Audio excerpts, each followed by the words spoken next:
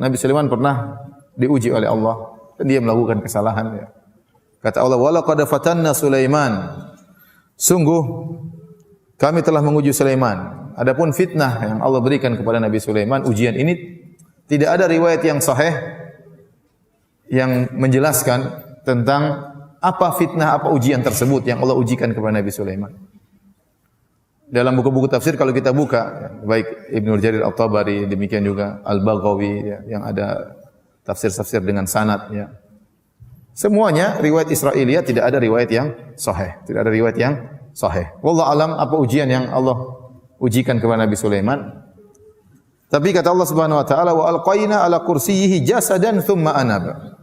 Lalu kami lemparkan di atas kursinya, di atas singgasananya jasadan tsumma anab. Sebuah jasad, kemudian Nabi Sulaiman pun bertobat kepada Allah Subhanahu wa taala, kembali kepada Allah. Ini pun ada khilaf yang panjang di kalangan para ahli tafsir. Apa yang dimaksud dengan jasad yang Allah lemparkan atau letakkan di atas kursi Sulaiman?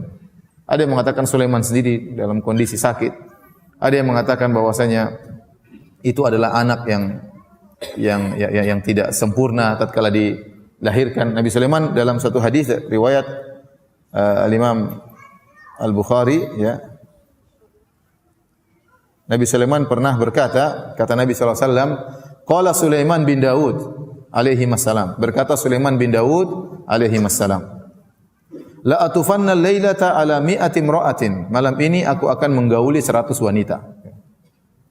Au tis'in wa tis'ina, atau aku akan menggauli 99 wanita.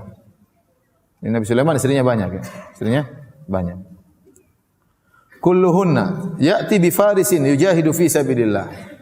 Seluruh wanita tersebut yang 99 atau wanita tersebut semuanya akan mengandung dan akan melahirkan seorang anak yang akan menjadi pejuang di jalan Allah Subhanahu wa taala. Menjadi seorang pasukan berkuda yang berjuang di jalan Allah Subhanahu wa taala. Bi farisin yujahidu fi sabilillah. Ya. Imam Al-Bukhari membawakan hadis ini di bawah bab man talabal walad lil jihad.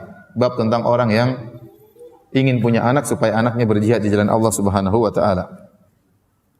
Faqala lahu sahibuhu insyaallah, falam yaqul insyaallah. Ada yang menegur dia, bilang insyaallah wahai Sulaiman. Sulaiman lupa bilang apa? Insyaallah. Falam yahmil minhunna illa imra'atun wahidah. Maka Nabi Sulaiman malam itu menggauli 99 wanita. Satu dia gauli.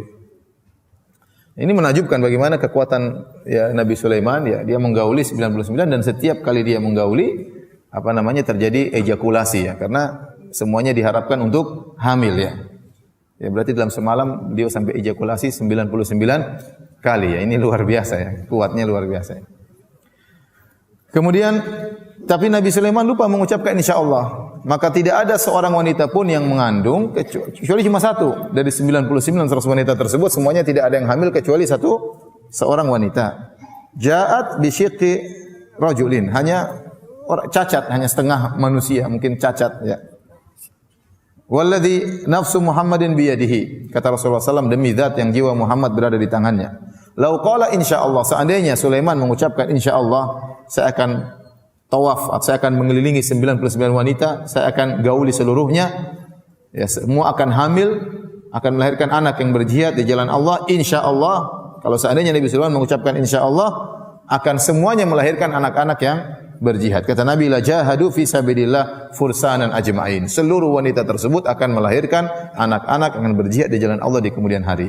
Tapi Nabi Sulaiman lupa bilang apa? Insyaallah. Sehingga yang lahir cuma satu itu pun cacat. Sebagian ulama mengatakan, ya, inilah anak yang cacat inilah yang kemudian Allah letakkan di atas singgasana Nabi Sulaiman.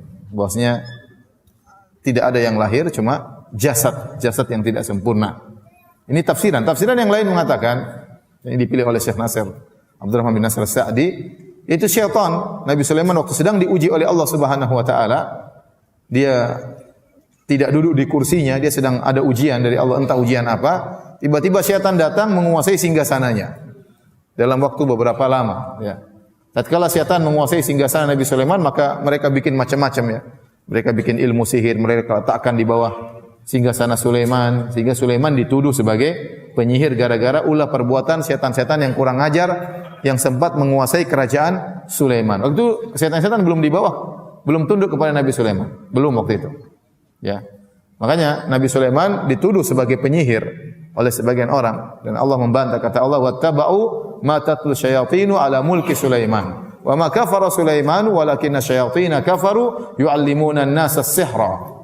Kata Allah, mereka hanya mengikuti apa yang dibacakan oleh setan-setan di atas kerajaan Sulaiman. Ya, jadi setan sempat menguasai kerajaan Sulaiman dan mereka mengajarkan macam-macam. Wa ma kafara Sulaiman. Sulaiman tidak pernah jadi penyihir. Sulaiman tidak pernah mengajarkan ilmu-ilmu seperti itu.